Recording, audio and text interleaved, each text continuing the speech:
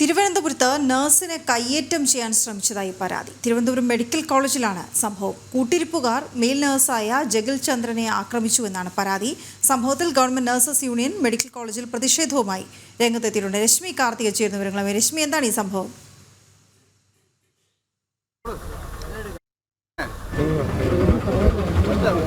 ഇതിപ്പോൾ കാണുന്നത് തത്സമയ ദൃശ്യങ്ങൾ കൂടിയാണ്. രശ്മി അവിടെ നിന്ന് വിവരങ്ങൾ നൽകും. അവിടെ ഒരു മെയിൽ നഴ്സിനെ കൂട്ടിരിപ്പുകാർ കയ്യേറ്റം ചെയ്യാൻ ശ്രമിച്ചു എന്ന പരാതിയെ തുടർന്നാണ് ഈ പ്രതിഷേധം എന്നാണ് മനസ്സിലാക്കാൻ കഴിയുന്നപ്പോൾ എന്തായിരുന്നു സംഭവം? എന്തുകൊണ്ടാണ് ഇങ്ങനൊരു ആക്രമണം ഉണ്ടായത്?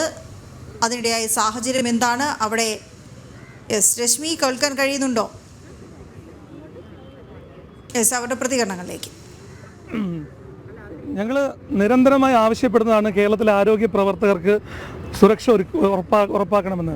കഴിഞ്ഞ കുറേ നാളുകളായി കേരളത്തിലെ ആരോഗ്യ പ്രവർത്തകർ ഈ രീതിയിൽ ആക്രമിക്കപ്പെടുകയാണ്. ഇന്നലെ തന്നെ ഞങ്ങളുടെ സഹപ്രവർത്തകൻ ഈ തിരുവനന്തപുരം മെഡിക്കൽ കോളേജിൽ വാർഡ് 6 ജോലി ചെയ്യുന്ന ശ്രീ ജഗിൽ ചന്ദ്രനെ ഇന്നലെ ഇവിടുത്തെ ഒരു രോഗിയുടെ കൂട്ടിരിപ്പാൻ മർദ്ദിക്കുകയുണ്ടായി. ഒരു രോഗിയുടെ കൂടെ ഇത്രയും സുരക്ഷയാണ് ആ രീതിക്കാണ് രോഗികൾ ബൈസ്റ്റാൻഡേഴ്സിനെ കയറ്റിവിടുന്നു എന്ന് പറയുന്ന ആശുപത്രിയിൽ ഒരു രോഗിയുടെ കൂടെ 14 പേരാണ്. ആ 14 പേരിൽ ബാക്കി 2 പേർ എന്നിട്ട് ബാക്കിയുള്ളവർ പുറത്തു പോകുക എന്ന് പറഞ്ഞതിൻ്റെ പേരിലാണ് ഈ ആരോഗ്യ പ്രവർത്തകൻ മർദ്ദിക്കപ്പെട്ടത്. നിരന്തരമായി ആരോഗ്യ പ്രവർത്തകർ മർദ്ദിക്കപ്പെടുമ്പോൾ ഞങ്ങൾ ആരോഗ്യവകുപ്പ് മന്ത്രിയായിട്ടും ഈ സർക്കാരിന് മുമ്പിലും പറയുന്നതാണ് ആരോഗ്യ പ്രവർത്തകർക്ക് സുരക്ഷ ഉറപ്പുവരുത്തുക, ആ നിയമങ്ങൾ കൂടുതൽ ശക്തമാക്കുക, ഈ ആക്രമിക്കപ്പെടുന്നവർക്ക് അർഹമായ ശിക്ഷ നൽകുക. പക്ഷേ എന്തൊക്കെ നൽകിയിട്ടും ഈ ആരോഗ്യ പ്രവർത്തകർക്ക് മേൽ ഈ ആക്രമണങ്ങൾക്ക് ഒരു കുറവും ഇന്ന് ഈ കേരളത്തിലില്ല. ഞങ്ങൾ എന്താണ് പറയേണ്ടത്? ഈ തിരുവനന്തപുരം മെഡിക്കൽ കോളേജിൽ തന്നെ ഈ വിഷയം 14 ബൈസ്റ്റാൻഡർ നിൽക്കുന്നു, ഈ ഞങ്ങൾക്ക് ജോലി ചെയ്യാൻ സുരക്ഷ ഉറപ്പാക്കി തരൂ എന്ന് പറഞ്ഞ് ഈ തിരുവനന്തപുരം മെഡിക്കൽ കോളേജിൽ തന്നെ ഞങ്ങൾ സെക്യൂരിറ്റി ഓഫീസറെ വിളിക്കുമ്പോൾ ആ മർദ്ദനമേറ്റ നഴ്സിംഗ് ഓഫീസർ വിളിക്കുമ്പോൾ 1ഉം 2ഉം അല്ല 4 പ്രാവശ്യമായിട്ട് വിളിച്ചിട്ട് പോലും ഒരാൾ പോലും അവിടെ തിരിഞ്ഞു നോക്കിയിട്ടില്ല. ഒരാളെങ്കിലും കൃത്യസമയത്ത് എത്തിയിരുന്നെങ്കിൽ ഇങ്ങനെ ഒരു അക്രമം ഉണ്ടാകില്ല. ഞങ്ങൾ ഇപ്പോഴും പറയുന്നതും ഈ സർക്കാരിനോട് പറയുന്നതും ഞങ്ങൾക്ക് സുരക്ഷ വേണം. ഞങ്ങൾ ഒരാൾ മരിക്കുമ്പോൾ അല്ലെങ്കിൽ ആക്രമണങ്ങൾ കൊല്ലപ്പെടുമ്പോൾ മുതലക്കണ്ണീരുമായി വന്ന് ഞങ്ങളുടെ കുടുംബങ്ങളെ ആശ്വസിപ്പിച്ചിട്ട് പോകുമ്പോൾ ആ കഥ അങ്ങ് കഴിയും. പക്ഷേ ഞങ്ങൾക്ക് വേണ്ടത് മാന്യമായ സുരക്ഷിതമായി ജോലി ചെയ്യാനുള്ളൊരു സൗകര്യമാണ്. ആ സൗകര്യത്തിന് വേണ്ടിയാണ് ഞങ്ങളുടെ പ്രതിഷേധം. അതുമാത്രമല്ല, ഈ അക്രമത്തിന് ഇരയായ കുട്ടിക്ക് നീതി ലഭിക്കണം. കാരണം ഈ ആക്രമിച്ചവരെ ഈ ആരോഗ്യ പ്രവർത്തകരെ ആക്രമിച്ചതിൻ്റെ പേരിൽ ജാമ്യമില്ലാ വകുപ്പ് പ്രകാരം കേസെടുത്ത് തക്കതായ ശിക്ഷ നൽകണം. കാരണം മാതൃകാപരമായ ശിക്ഷ നൽകാത്തതിൻ്റെ പേരിലാണ് ഇപ്പോഴും നമ്മുടെ ആരോഗ്യ പ്രവർത്തകർ കേരളത്തിൽ ആക്രമിക്കപ്പെടുന്നത്. അതിനൊരു മാറ്റം വേണം. ഇത് ഞങ്ങളുടെ പ്രതിഷേധമാണ്. ഇതൊരു സൂചനാ പ്രതിഷേധം മാത്രമാണ്. കാരണം ഡോക്ടർമാരെ പോലെയോ മറ്റുള്ള ജീവനക്കാരെ പോലെയോ രോഗികളുടെ സുരക്ഷ നോക്കാതെ ഞങ്ങൾ പുറത്തിറങ്ങിയിട്ടില്ല. ഇപ്പോഴും ഞങ്ങൾ ഒരാൾ ഇറങ്ങുമ്പോൾ 2 പേരോളം ഓരോ വാർഡുകളിലും ഓരോ ICകളിലും ഞങ്ങളെ രോഗിയുടെ സുരക്ഷത ഉറപ്പാക്കിയിട്ടാണ് ഞങ്ങൾ സമരത്തിലേക്ക് ഇറങ്ങുന്നത്.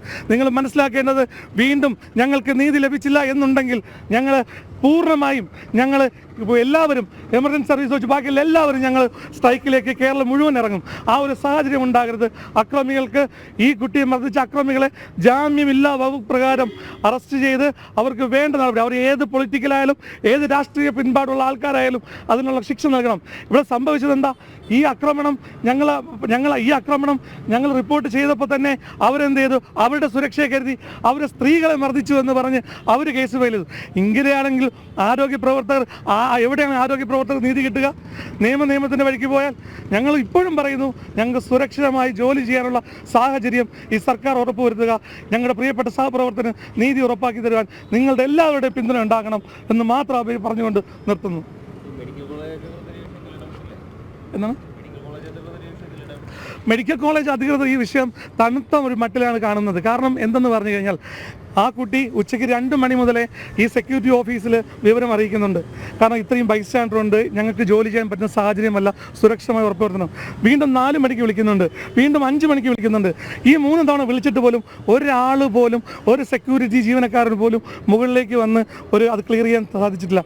90% നഴ്സിംഗ് ജീവനക്കാരെന്ന് പറഞ്ഞാൽ സ്ത്രീ ജീവനക്കാരാണ്. തിരുവനന്തപുരത്ത് നഴ്സിനെ കയ്യേറ്റം ചെയ്യാൻ ശ്രമിച്ചെന്ന പരാതി, അവരുടെ പ്രതിഷേധമാണ് നമ്മൾ കണ്ടത്. ഞങ്ങൾക്കൊപ്പമുള്ള ആളുടെ സംരക്ഷണം ഉറപ്പുവരുത്തണം, ഞങ്ങളുടെ ആകെ സംരക്ഷണം ഉറപ്പുവരുത്തണം എന്ന് അവർ ആവശ്യപ്പെടുകയാണ്.